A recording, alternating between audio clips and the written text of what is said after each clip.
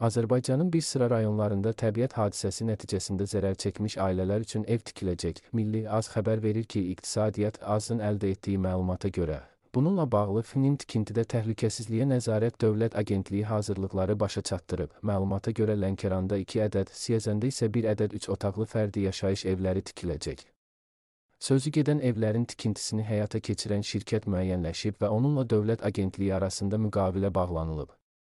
Müqaviləyə əsasən 3 evin tikintisi 268 min manata başa gələcək. Agentlik daha əvvəl isə Zaqatalada təbiət hadisəsi nəticəsində zərər çəkmiş ailələr üçün 34 ədəd fərdi yaşayış evinin tikintisinə, qəzalı vəziyyətə düşən 9 çoxmənzilli binanın və əlavə olaraq daha bir fərdi yaşayış evinin bərpasına bu ilin yanvar ayında başlayıb.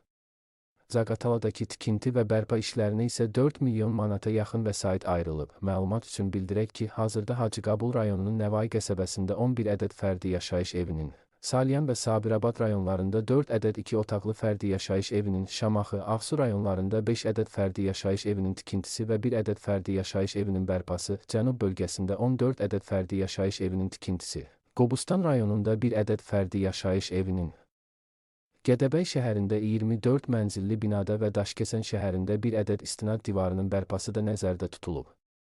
Bu tikinti və bərpa işlərinə isə ümumilikdə 3,4 milyon manata yaxın vəsaitin sərf olunacağı proqnozlaşdırılıb. Qeyd edək ki, təbii və texnogen qəzalar nəticəsində zərər çəkmiş ərazilərdə, bina və qurğularda bərpa və yenidən qurma işlərinin təşkili, bu işlərlə bağlı sifarişçi funksiyasının yerinə yetirilməsi agentliyin vəzifələrindən biridir.